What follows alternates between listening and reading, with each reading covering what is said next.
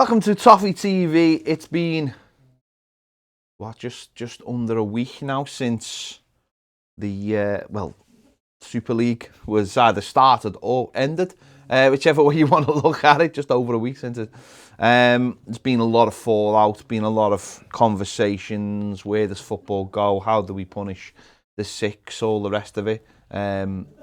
Obviously, still all up in the air, isn't it? In terms of a lot of things, the fallout has sort of yet to start.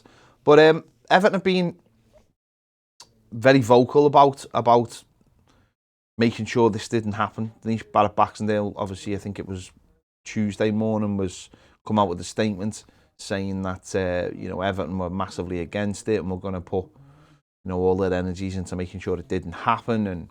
And then later on in the week, once again came out and we're sort of, again, just asking the question, what do we do now and where do we go? And they will still keep fighting it. So Everton have been really good in this, and I think have done something which other clubs who are not involved in it maybe haven't been quite prepared to do. And some other clubs have been, they've voiced their concerns about it, but I don't think they've wanted to rock the boat.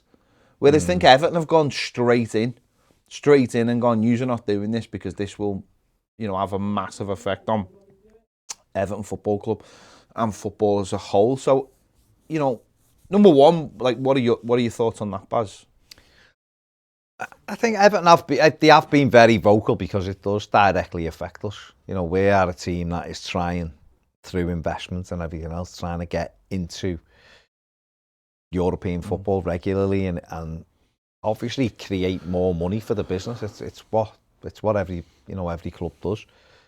So it would affect us. We're also in the midst of building a new stadium, or just about to start building a new stadium, which costs a lot of money, and that's got to be paid for, and that will be forecast against Premier League payments and everything else, and the opportunity of playing in Champions League. So from a business perspective, you can understand why Everton are against it, definitely. But from just the competitive aspect of it as well, I think Everton spoke for a lot of clubs in this country over this Super League, because obviously the Super League was designed to remove competition. You can't, unfairness needs to be spoken out. There's not enough people speaking out against that, certainly in a football. It doesn't happen in life, but certainly in football. We heard Steve Parish talking about the six, he's dealt with them so many times and they feel like they deserve different treatment than others. They run the game and all of this kind of stuff going on. And when you've got that power struggle, it takes people to stand up and be strong and be counted. And I think Everton have done that, and they've done that obviously with a bit of self-interest, but they've also done it, I think, for the good of the league as well, while realising that we're all part of the same thing. And we're undoubtedly, the league is stronger when everyone is in it together rather than six running off to their own competition and making it, but still wanting to play in our competition as well, but with the added 350 million a season for it. So I think Everton stood up very strongly with that. Because it's not right, and I'd like to just think it's because it's not right, rather than we weren't invited. Do you know what I mean? But Everton have come out and said they wouldn't have accepted it anyway, and so it's the right thing to do. It's good that Everton have put the head above the parapet and gone, well, yeah, we are one of the 14, but we're also going to try and drive this as well, because it isn't fair. It's not right. Yeah, I don't think we would have accepted it with people like Bill Kenwright at the club. I really don't. But Farhad Moshiri came out as well, and he spoke about the bigger picture. I think he spoke about, obviously, UEFA and FFP and not being able to spend money to compete against these kind of clubs, and obviously that for him is a major gripe. Which is good, because if that's a major gripe, then he obviously wants to spend money. So we know that there's different levels at the club who are all against this and all are prepared to have a go. And I think Farhad Moshiri, I think there is that underlying thing of when him and Usmanov were at Arsenal, there was that frustration, I think, that they couldn't do more, that they didn't have power. You know, that they and that was one of the things that drove him to come to Everton Football Club, is that he would be in charge. He would be able to try and force things through, although he has been frustrated, like, because of FFP, like you just said there. And I wonder now if there is, with what the noises that we're hearing from the club, from what we hear from Denise Barrett-Baxendale, I think she's trying to drive the point home from a moral stance, and also try and, you know, make sure Everton have got a voice, because Everton have probably lost that voice in the last few years because of these clubs. You know, the six have been pushing the agenda for the Premier League, and that's forced Everton out, and without any other strong voices elsewhere. And I think that's what we've heard from this, is that there aren't that many strong voices. Steve Parish, like you said, from Palace, has done really, really well from what we've seen. But I really don't feel like there's any other really strong voices out there, you know, pushing the other side. And I think this is a really big opportunity for now, because you've got that from Farhad Moshiri, who obviously wants to drive the club forward, the stadium, the manager. He's obviously frustrated. Every time we talk about new players, we're always talking about, or summer investment or whatever, we're always talking about FFP, the limitations of FFP. So he obviously wants to drive the club forward. And I just think this now is a really good opportunity for Everton to try and grab that power back, because the other thing that's come out quite a lot in the last week is the idea that, well, Everton were one of the big five when the Premier League started, and they've been put. I think we've seen Dean Smith, Aston Villa manager, mention that. It's like, you know, almost as an example how football can change. You know, Everton were one of the big five that drove the Premier League through. That's right. And I do think there's an opportunity now to become one of the leading voices in the Premier League, whether people want that or not from the other clubs or the media. So what? I think there's a really good opportunity for Everton to stand out there now and go, no, we've got a moral compass.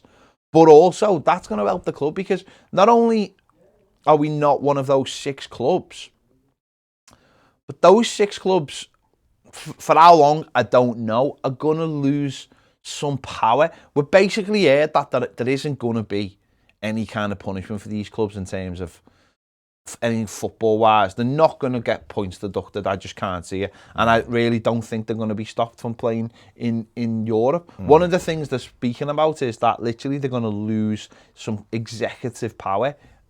You know, I know it's one club, one vote kind of thing, but there's obviously been a hierarchy within these clubs. These clubs have been driving. We know that because they drove the vote for the top six, any of the top six, to get more money from the overseas TV deal. Now, it'd always been a fair share, but they pushed that and they got it. You know, some of the clubs voted for it to go through. Which is mad. But if you're like we said before, if you want a club looking from the outside in and you feel like you can break in, then you want to be part of it. Yeah, of course. But I do really think that this is a really big opportunity now for Everton to puff their chest out and say, we're going to be one of the big voices now in the Premier League.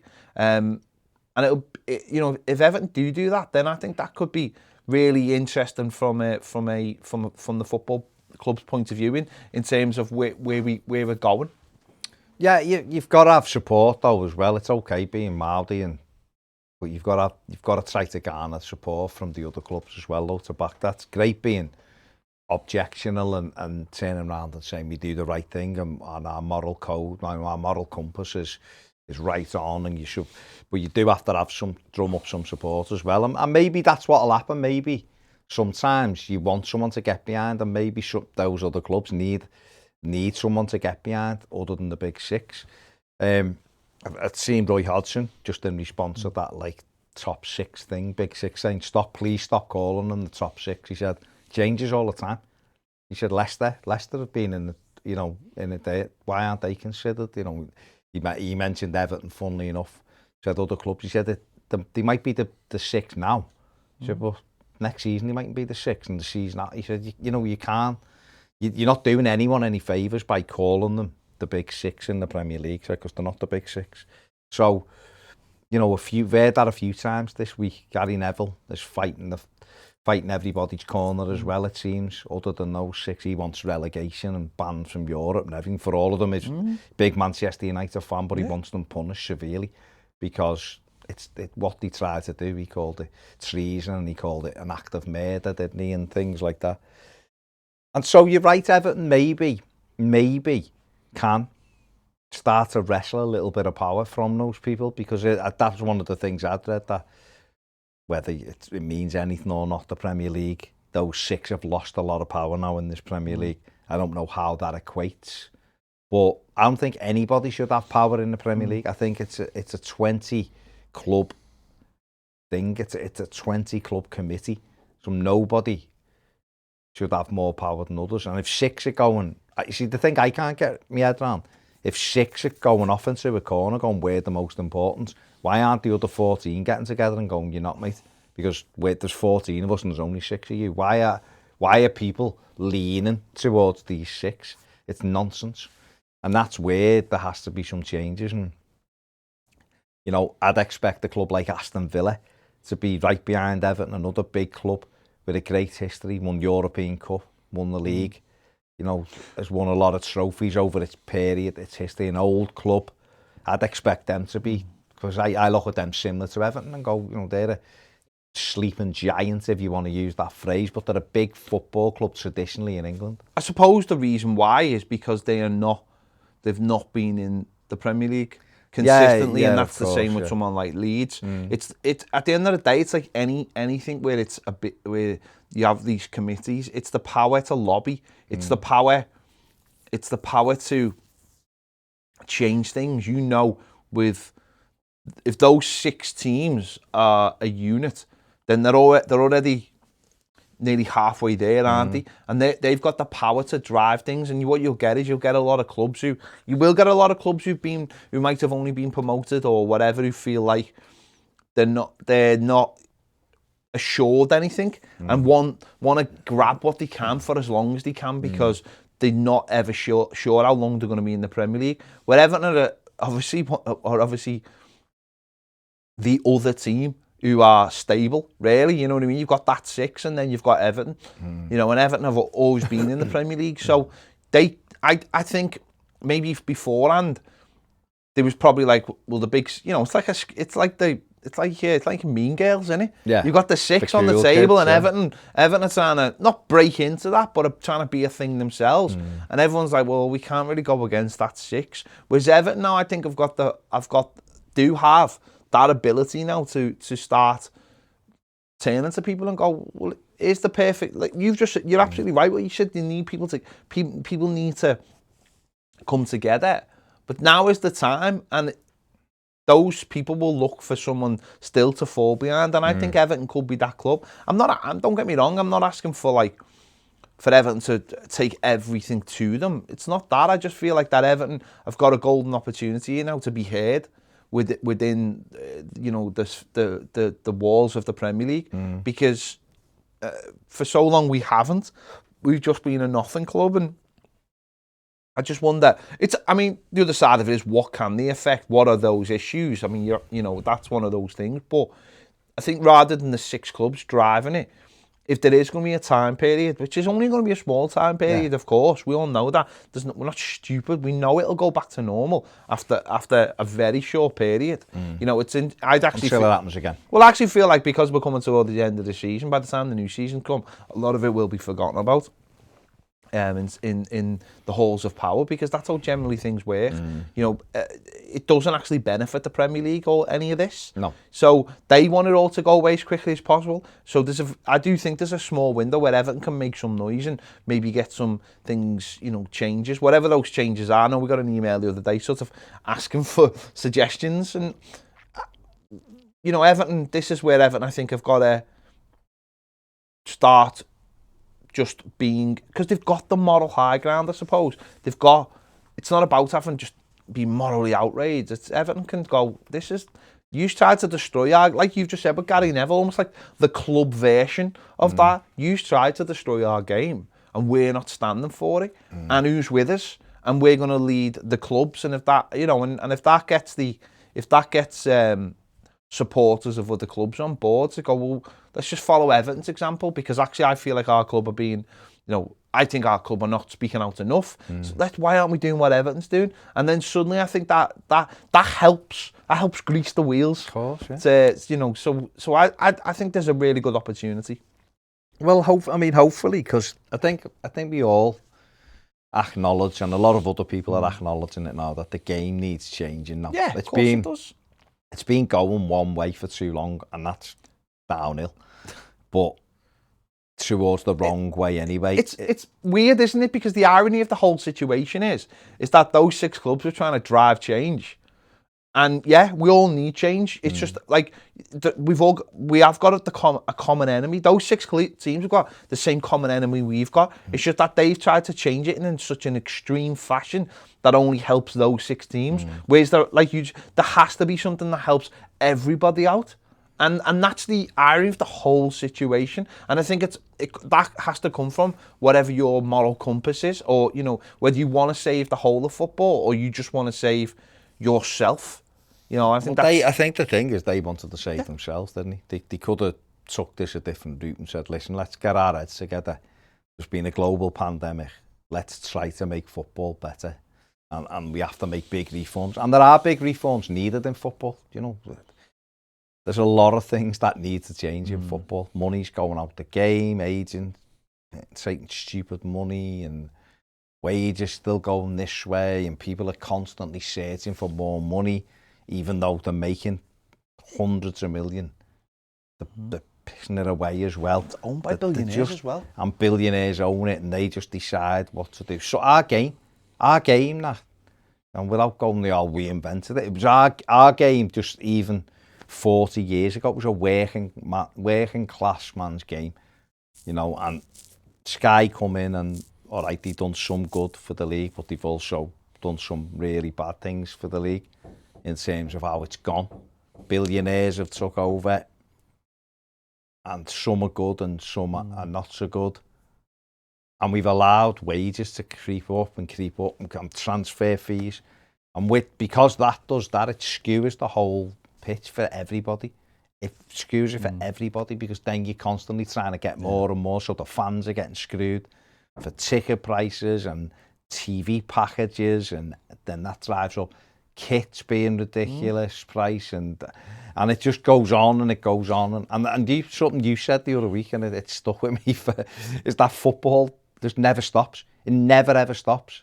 I've just said to you then, wonder if Everton will wear the new kit, and you're just like, hang on, there's another kit coming out soon, and there's another, and it just goes on, it goes on, and it goes on. No one gets a break. But and no one enjoys it. I think you said the other day, didn't he, Gundogan? He came out and he said, there's just too much football. He said, when's it going to stop? And sometimes you can go, and again, this is the other side of it, which is the problem is, people will go, well, you earn all that money. Why are you moaning? But it is right, though. Football never stops. There's far too many games. And there's about to be, in 3 years, there's about to be another load dumped on them. There's far too many games, to the point of saturation now where we're all just like bored of it. Yeah. And you're getting away from what you actually, and what we've actually found in the last year is, a lot of us don't actually like football. A lot of us just like going to football. If that, in different, don't get me wrong, a lot of people sit there and watch games. But it is the going to football. It is the taking the part of it. It's not necessarily just the football. You know what I mean? For a lot of people, not everyone, of course. A lot of people enjoy different variants of it. It is going to football that we love, and there is too much of it. But the flip side of what we've been talking about is, the irony is this: those 6 teams have a choice of how to change football, and they chose the wrong one. And I'm just hoping that our club tries to push the right one, and that has to be getting some common sense back into the game, surely, because footballers earn too much money. And when I say that, I've never been one of these people who believes that footballers should earn the same as a nurse or anything like that. I understand it's a highly skilled career for a very short time, very, very short. It's 10 years out of your life, really, in terms of professional football at the highest level. But it's the very, very average players that actually make me annoyed, that earn a lot of money. It's the average players that the big players can point to and go, he's earning how much? I want to be on that much.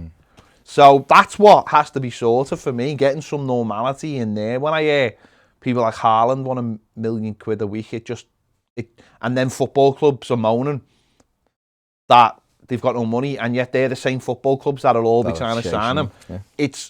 Someone has to say no. Someone has to just go, if we all get together as a pact, actually, no those clubs that wanted to get off, no, if we all got together as a pact and said, we're not paying him that money, or we're not paying anyone that money, then surely it would work. He's got nowhere to go. Almost feels like there should be some kind of wage cap or something. Can't quite put my finger on it. That's for another video. But I definitely feel like this is a real opportunity for Everton to stick the chest out, be heard, and become a voice in a room and not be ignored. For too long, Everton have been ignored. And for a long time, Everton have told us as fans that we want to do that. We want to do the right thing. We are the people's club. Everton in the community, all the rest of it. Start trying to push that power then back into the game then, and start using it for something good, like not having ridiculous kick-off times and having football fans having to go to Southampton and Newcastle for 1:45 kick-offs and you know, all these stupid things, all these stupid things. Start using it for that, and even if it's just for that kind of stuff, then that helps the fans out. Yeah, that's massively. It is. You have got to take some of the power back, and if the club can do it, if the club can be the flag bearer and like you said before, get people behind it, then it's an opportunity. It is an opportunity. It's an opportunity for football, really, to try to get hold of itself, because it is eating itself. You're right. What's proved more the last 13 months, football without fans is crap. Yeah, it's awful. It's absolutely proved it. And I've seen loads of on social media players who've actually just got to play in front of Kevin De Bruyne with the thing. It was like amazing to play, and there was 8,000 there at a ground that would have had 90,000. And so players are appreciating the fans. Let's try and get everybody else use that. If that's the one, and also the squealing of players, Jesus Christ, oh my God, empty stadium. Well. But also, like I just said there, if Everton can use that little bit of power for that one thing, which is to help the fans out, then that's one thing, isn't it? You know, we want it to be used for more, but if they could use it for one little thing, which is try and make it so the fans are respected again. You want to balance the game out, though. Yeah. You want everybody to be excited. What's a competition where only a few people can win it? What's the point? And what's the point of trying to guarantee that? And that's what they were trying to do. And I think that there's more and more of that. It's like them 6 want to guarantee their success in the Premier League. Well, it's only really about us, the other 14, yeah. But without the other 14, there's not a league. No one's interested in 6-team league. Nobody. So something does have to be done. Well, 3 of those 14, or it might even be more, is it more? In between those 6. Yeah, the 3 aren't even in the 6. So that's the thing. So there does need to be big changes from I hope Gary Neville, Everton Football Club, fans, whatever, all stay together, drive, and hopefully at some stage we will see something come back and a little bit of a shift in the balance, because at the moment it's going one way and it's not a good way. No, you're absolutely right. There you go. Let us know your thoughts in the comments. Can Everton, can they push the agenda? Can they get back in? Can they start, you know, going from being this meek little voice in the room to one of the big voices in the room? Let us know your thoughts, and what would you do with that power if you can get it back? Not having to go to Southampton, you know, for a 1:45 kick-off would probably be a massive start, wouldn't it, on New Year's Day and all that nonsense. Let us know your thoughts in the comments. Don't forget to give this video a like. Subscribe, please subscribe if you haven't already. We are like that close to getting 50,000, and that'll just make our lives. Just makes it better. Just makes that little tiny bit better. That little goal that you're aiming for. That's it. It's a goal in life. It's a goal in life. That's all we want. That's all we want. If you want more great videos, join us over on Patreon. We do daily live videos over there and exclusives, and you get all the videos early as well, and podcasts. There you go. Thank you for watching. The link's on the screen. See you later.